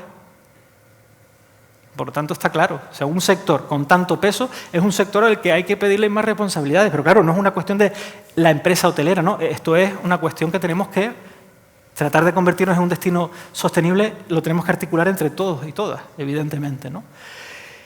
Otro claim provocativo que casi parece un contrasentido y no lo es, con el anterior. La salud y fortaleza de nuestro modelo de desarrollo y de nuestra economía pasa irremediablemente por evitar que todo sea turismo. Muy concentrado, poco resiliente. ¿Hay posibilidad de diversificar, sí o no? Eso es un poco el mensaje. Vale, el turismo está bien, sobre todo si logramos que vaya apostando por la sostenibilidad, como estrategia competitiva, como reclamo. ¿Vale? Pero ¿estamos siendo capaces de mitigar la huella de carbono de los visitantes? ¿Cuál es el impacto hídrico de los visitantes? ¿Cuál es el impacto en gestión de residuos de los turistas que nos visitan? Porque si al final logramos hacer las tareas en todos estos frentes, bendito turismo, pero si no tenemos las capacidades de afrontar 17 millones de turistas todos los años, no somos capaces de afrontar el impacto hídrico, la huella de carbono, la gestión de residuos, muy sostenible no estamos siendo. ¿Sí? Es un poco lo que se plantea también aquí. Y lo que decía antes, la actividad turística puede ser fuente de diversificación. Esto los traigo de un estudio de otros compañeros. Pues, por ejemplo, a través de la cadena de valor, ya no la tradicional, la ampliada. Es decir, el sector turístico puede tirar todavía más del sector primario y puede tirar todavía más del sector industrial y puede tirar de un montón de actividades. Por lo tanto, puede ser fuente de dinamización de otras actividades, de diversificación. Es de lo que estamos hablando, ¿vale? Bien, industria. lo mismo. La industria también puede tratar de surfear todas estas tendencias. Yo les he puesto aquí un pantallazo, porque creo que es un buen documento, está mal que lo diga yo, de la Estrategia de Desarrollo Industrial de Canarias que se aprobó en la anterior legislatura. Yo creo que es un muy buen documento, además, sobre todo por el amplio consenso que concitó en el proceso de elaboración, y nos habla de 5 ejes, entre ellos está el de la sostenibilidad. Yo creo que todavía habría que explorar un poco qué posibilidades hay de diversificación industrial. Por ejemplo, apostando por la economía verde. Me voy a las partes más transversales. La economía verde como un vector de dinamización y diversificación de la economía de Canarias. Y la economía verde no contempla solo actividades que por su propia naturaleza ya entendemos que son verdes. Todo lo que tenga que ver con las energías renovables, tratamiento de residuos, tratamiento de aguas, todo eso lo llevaríamos inconscientemente casi, lo llevaríamos a economía verde. No, la economía verde es más amplio. Está esas ramas que por su naturaleza son verdes, pero también comprende la ecologización de todas las tareas dentro de todas las empresas, dentro de todos los sectores. Es decir, tratar de replantearnos cómo estamos operando dentro de las empresas para ver si podemos tener un menor impacto ambiental. Es decir, esa ecologización de los puestos de trabajo o de las tareas dentro de las empresas también formaría parte de ese título amplio que se llama economía verde. Por tanto, por ahí existen nuevas posibilidades de yacimientos de empleo, ¿no? Economía circular. La economía circular yo diría que es uno de los modelos que más van a facilitar la transición a la sostenibilidad. Porque la Agenda 2030 está bien, yo soy un firme defensor de la Agenda 2030 con todas sus debilidades, pero no aterriza nada la Agenda 2030. Es un marco de actuación general, un nuevo propósito, pero no, la economía circular sí. La economía circular es un nuevo modelo de economía que trata de rentabilizar la sostenibilidad. Porque evidentemente a las empresas tienen que salirle los números, evidentemente. Por lo tanto, la economía circular es una muy buena herramienta para transitar hacia la sostenibilidad.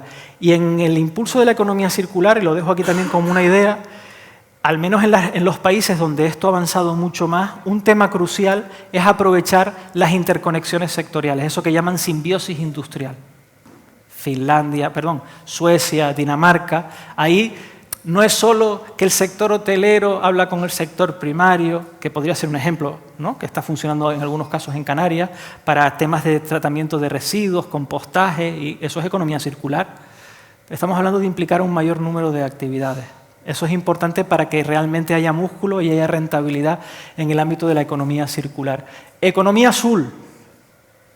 Esta es la estrategia de economía azul de Canarias. Pesca, acuicultura, biotecnología marina, energías renovables marinas, recursos minerales, extracción de desalación, transporte, construcción naval, turismo costero, que por cierto, esto también tiene su tela, porque la definición de economía azul que da la Unión Europea es todas las actividades que se desarrollen desde la costa hacia adentro en 75 kilómetros, 75 kilómetros hacia adentro. Claro, en Canarias es todo economía azul, ¿no? Está en el Teide y es economía azul, ¿no? O sea, cuidado. Entonces, vale, ahí tenemos un pequeño problema de concepto, de lo que podemos entender por economía azul, pero entendemos más o menos, digamos, mi caballo de batalla, y por eso he traído de la economía azul, una economía como Canarias, archipelágica, tiene que apoyar más la economía azul, evidentemente. Hay algún renglón en donde podríamos discutir, pero esto es algo muy personal, extracción de recursos minerales, gas, hidrocarburos y otros minerales, podríamos discutirlo, ¿vale? Pero podríamos discutirlo por esto, porque en todos los foros en los que he participado en estos años en materia de economía azul, la interpretación que se está haciendo por parte de los actores es que la economía azul es simplemente una agregación de actividades que se desarrollan en los entornos marino, marítimo, costero. Y eso es desvirtuar lo que es la economía azul. Eso no es la economía azul. La economía azul forma parte del Pacto Verde Europeo. La estrategia de economía azul europea, por tanto la canaria, forma parte del Pacto Verde Europeo. Y el Pacto Verde Europeo es probablemente el pacto más importante que ha aprobado la Unión Europea para modernizarnos económicamente, pero desde una perspectiva de economía verde. Y por lo tanto, la economía azul es verde. Es decir, es el conjunto de actividades económicas que se desarrollan en los entornos marino, marítimo, costeros desde el prisma de la sostenibilidad. Y esa parte en los foros en los que estoy asistiendo desaparece. Y venga, no voy a poner ejemplos, venga, vamos a apostar por tal. Digo, pero mira, y esto es sostenible, no lo están incorporando. Cuidado, la economía azul no es cualquier cosa, está dentro del Pacto Verde Europeo. Digitalización.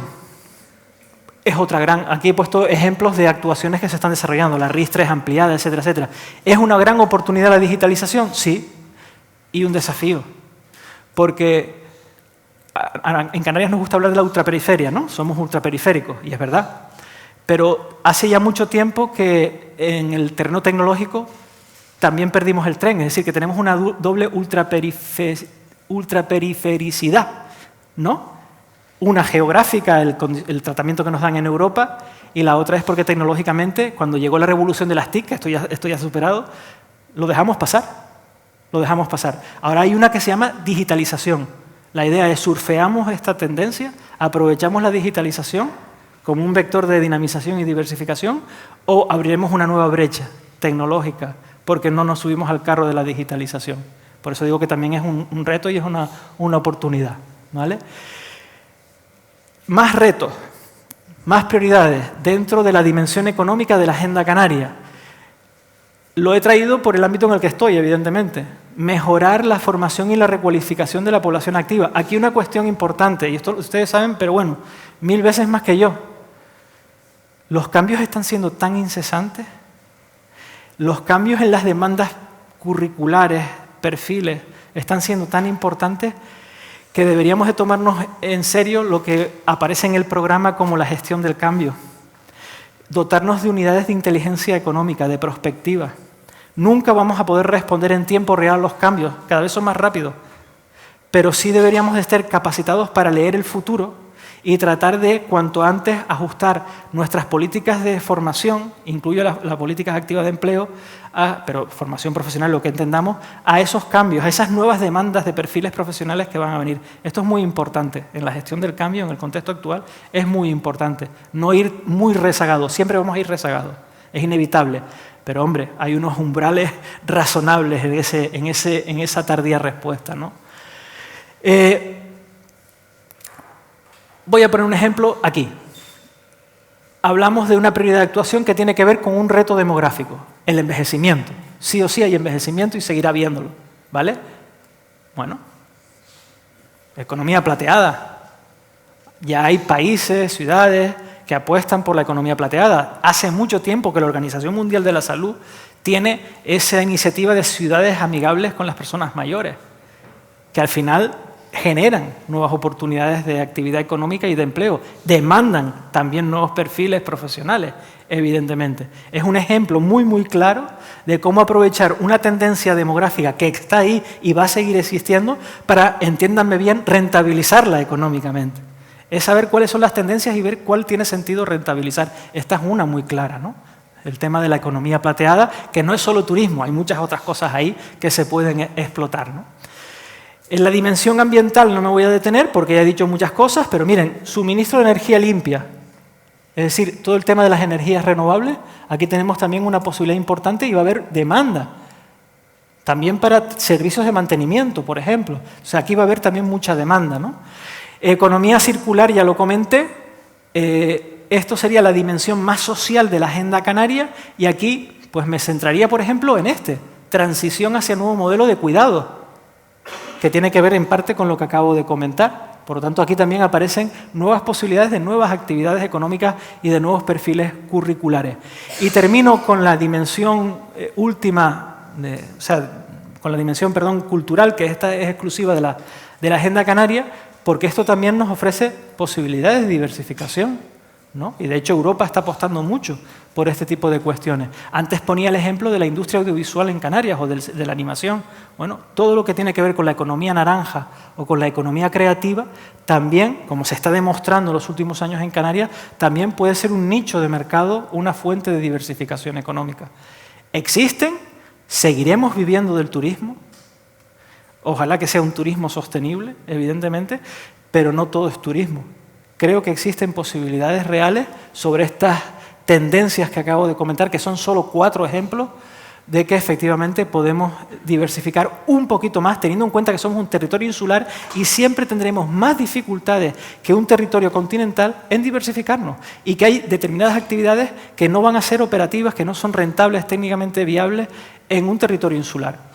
La cuestión es que creo que no estamos en el umbral de nuestra diversificación y que quizás podamos aprovechar algunas de estas tendencias con la excusa de la sostenibilidad para tratar de crear un poquito más de músculo económico. Nada más que eso, y yo lo voy a dejar aquí porque creo que me he pasado bastante. ¿Vale? Gracias.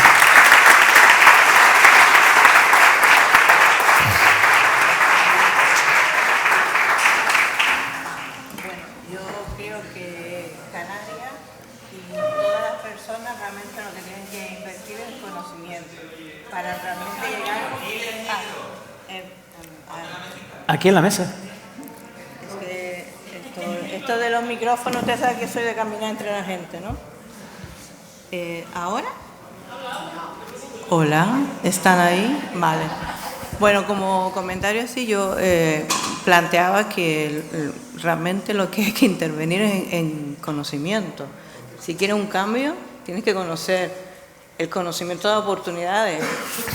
No hay cambio sin conocimiento. Completamente de acuerdo. Yo creo que David nos ha dado, no sé si es conferencia, intervención, si esto tiene 2 créditos para la universidad, pero ha sido genial, ¿no? Yo, de hecho, ya estaba aquí apuntando y decía, tengo que ver la agenda para poder ser fan, no, ser seguidora intelectual de lo que tú planteas en la sociedad, ¿no? Ha sido muy interesante. Les toca el turno a ustedes, siempre decimos lo mismo, no es quedarte, sino preguntar y transmitir. Yo no me dejo terminar. Yo casi te interrumpo. ¿Se oye? Sí. Hola. Casi te interrumpo 3 veces porque tenía curiosidad. ¿Tú crees que la tendencia, no, 3, más que 3 veces, ya me conoce alguno. ¿Crees que la tendencia de que se tenga el concepto de que Canarias, el vértice económico, se dirija por el sector turístico es totalmente errónea, verdad? ¿Cómo? Que se rija, que nuestra economía, los canarios en sí, dependa totalmente el criterio ese de que sea por la hostelería. ¿Estás totalmente en contra de esa opinión? O sea, me estás preguntando... Tu opinión al respecto de la frase esa de Canarias, si la hostelería va mal o el sector de hostelero va mal, no entra dinero. ¿Estás en contra de ese criterio? A ver, yo creo que tenemos, no sé si te he entendido bien, pero tenemos un ejemplo muy claro. COVID, cero turístico. Ajá, exacto. Es decir, a día de hoy, ya lo dije antes, ¿no? No contabilicemos solo los impactos directos, es decir, cuánto empleo está, que no solo establecimientos alojativos, ¿no? Pero cuánto empleo está concentrado en actividades que entendemos que forman parte del sector turístico y cuánto valor añadido generan, sino después a través de las interconexiones con los proveedores y clientes, los efectos de arrastre, eso cuánto suma en la economía. Y antes de la crisis estaba contabilizado 35% del PIB canario, 40% del empleo. Por cierto, 35% del PIB, ese es el tamaño de la tarta, 40% del empleo. Porcentualmente hay más cocineros que tarta, por lo tanto ya me está diciendo que es un sector poco productivo, ¿vale? Si fuese al revés, 40% de la producción y 35% del empleo, diría que es un sector más productivo que la media. Menos cocineros, más tarta, ¿vale? Entonces ya con ese dato estoy diciendo, cuidado que es un sector menos productivo, ¿no? Pero dicho esto, no tiene sentido, aunque me han llegado sugerencias en ese sentido, de decir que tenemos que matar el turismo. O sea, todos los territorios insulares con características similares a las de Canarias, si han logrado salir de la pobreza, en buena medida es gracias a la actividad turística. Lo que hay que hacer es replantearnos si el modelo turístico por el que hemos apostado es sostenible o no, y si puede llegar a ser sostenible. Y si eso implica hablar de umbrales, hablamos de umbrales, pero esos umbrales siempre serán relativos. Oiga, usted tiene capacidad para abastecer y tratar las aguas de los turistas, la huella de carbono, el impacto ambiental, la saturación de los espacios naturales. ¿Usted garantiza que eso lo puede mantener? Perfecto, pero si no lo garantiza, algo habrá que hacer. Y no voy a decir el qué, pero algo que habrá que hacer. ¿Vale? ¿No tienes ninguna opinión sobre qué se debería hacer? ¿Qué era lo que pretendía antes que te mojase? Me mojé hace... y me dieron por todos lados. Pero bueno, es lo que toca. Lo que yo quiero es que te mojes. ¿Qué es lo que Bueno, tu te opinión, digo, qué se debería hacer? Es que hay una cámara, que hay otra. Vale, venga. No, lo que sí es cierto, ahora en serio, yo no... sí soy de la opinión de que si no es una actividad que garantice la sostenibilidad del territorio y el bienestar de la población, debería de ser descartada. Lo matizo. Los cambios no se producen de la noche a la mañana. Si tú planteas un plan de sostenibilidad razonable, una estrategia a 10, 15, 20 años, que es más o menos lo que se podría tardar, sí lo entiendo. Pero si no, habrá que replanteárselo. Y si se trata de adelgazar, se tiene que adelgazar. Más no me puedo mojar. Sí, pero no.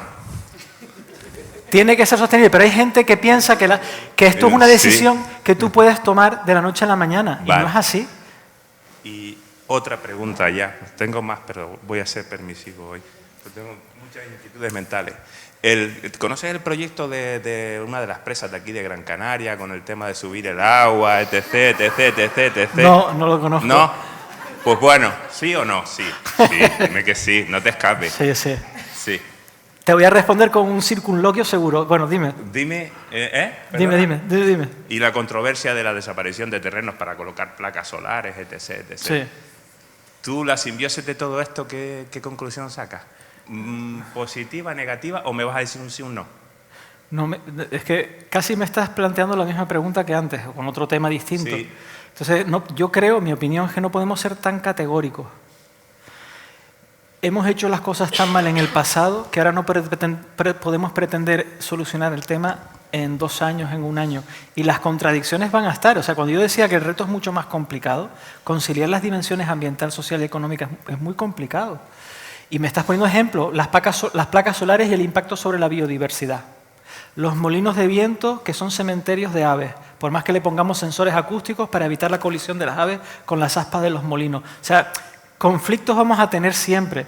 Lo que hay que valorar es, bueno, hay una emergencia, es mi opinión, por ejemplo, todo me lo está llevando al cambio climático, la apuesta por las renovables, pero la apuesta por las renovables después está teniendo un impacto sobre la biodiversidad, no es neutral. Entonces, a veces habrá que tomar decisiones, gestionar las contradicciones, eso forma parte de la política, gestionar las contradicciones y tratar de mojarse. Y a veces habrá que tomar decisiones que no gustan a todo el mundo. Si queremos hacer una apuesta en firme por la lucha contra el cambio climático, porque es el reto ambiental por excelencia al que se enfrenta la humanidad y tiene un efecto negativo, vamos a tratar de minimizarlo. Pero no creo que existan políticas 100% neutrales en ese sentido. Creo que la política tiene que gestionar este tipo de contradicciones, ¿vale? Pero esto no es un cambio que se produzca en 1, 2, 3, 4, 5 años. Esto requiere mucho tiempo. Y además, antes hablaba, me lo llevo al tema de las empresas. Antes hablaba de los problemas que tienen nuestras empresas con una muy baja productividad. ¿Qué empresas son las que en primer lugar estarán más capacitadas para afrontar los costes de transición? Porque los costes de transición se concentran en el corto plazo y tú lo rentabilizas a medio y largo plazo, ese esfuerzo inversor, porque al final la sostenibilidad es rentable, pero al final hay un impasse.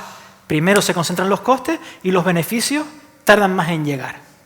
¿Qué empresas son las que están capacitadas, las que normalmente tienen una mejor posición también de productividad? O sea, el tema de tener empresas poco productivas es, ¿tenemos empresas capacitadas para dar este salto?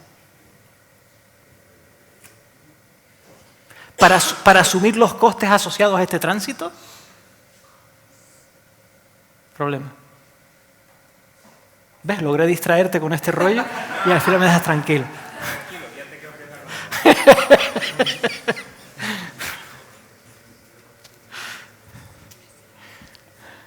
Hola. ¿Qué tal? Bien, bien. Muchas gracias por tu intervención, ha sido Gracias. muy, muy interesante. Yo creo que estamos un poco al margen del tema laboral, pero sí he entendido un poco la idea que nos has querido transmitir sobre el desarrollo sostenible. Uno de los problemas que tenemos ahora en Canarias es el alquiler vacacional y está dentro del turismo, ¿no? entiendo que iría en contra del desarrollo sostenible por lo que afecta a la población local, ¿no? A ver, no soy experto en la materia, no me gusta responder cosas que no he estudiado. He leído algo, pero no lo he estudiado. Yo creo, voy a dar una respuesta general, lo cual tiene muchos problemas. No se deben de demonizar las actividades per se. Pero está claro que con el alquiler vacacional tenemos un problema de falta, insuficiente, inadecuada regulación.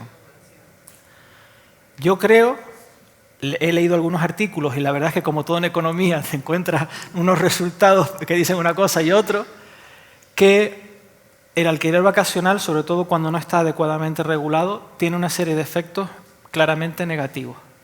Por ejemplo, el encarecimiento de la vivienda en un territorio donde ya el precio de la vivienda es cara y además es una región con bajos niveles de renta, con una cesta de la compra cara, de alimentos. Y encima la vivienda se encarece más. Todo lo que vaya en contra del bienestar de la población local, y voy a las preguntas del turismo, yo no soy partidario. O sea, el turismo es una herramienta para que los canarios estemos mejor. Si no mejoramos, no quiero turismo, no quiero otra cosa. O sea, el alquiler vacacional, si tiene efectos colaterales negativos, habrá que ver si somos capaces de minimizarlos. Y entonces, perfecto. Pero la vivienda es un derecho constitucional, es un derecho fundamental. No puede estar por encima de un derecho fundamental de los residentes canarios. Pero no creo que sea per se. Habrá que ver si hay otros escenarios donde se ha regulado de una manera adecuada y no tiene esos impactos negativos. ¿Vale? Pero el desarrollo sostenible me dice no dejar a nadie atrás, tengo que tratar de ver que los impactos no sean negativos. Y además se basan los derechos humanos y el derecho a la vivienda digna es uno de ellos. Así que...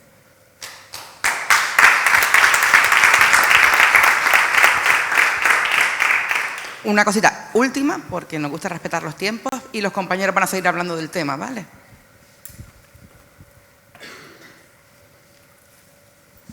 Hola, buenos días. Agradecerte también la ponencia. En mi caso, la pregunta va vinculada a lo que presentabas como economía plateada y a la posibilidad que existe eso como diversificación, tanto dentro del ámbito del turismo como el cambio de modelo de cuidado en las residencias y demás. Creo que, sobre todo, saber hasta qué punto tiene recorrido, y ya que estuviste en el gobierno, si en algún momento se han planteado... Estuve. Pues estuviste. Ya que estuviste, si en algún momento se han planteado, efectivamente, apostar por el cambio del modelo de cuidado y como además con la intención de generar riqueza. A mí sí sé, o sea, lo que sé, porque claro, yo no tenía competencias en el ámbito, pero al estar en presidencia pues siempre intentaba estar al corriente de todas las actuaciones. En el caso que me comentas de la nueva economía de los cuidados, sí, entre otras cosas porque hay una línea específica de fondos Next Generation que van en esa línea. O sea, el Plan Nacional de Recuperación, Transformación y Resiliencia incluye un nuevo modelo de cuidado. Por lo tanto, ya no solo es que exista una posibilidad porque hay una tendencia demográfica que invita a pensar que hay una oportunidad. Coño, es que hay dinero. Que esta parte es importante, porque ya he soltado un rollo, digo, vale, ¿y las perras dónde están? ¿No?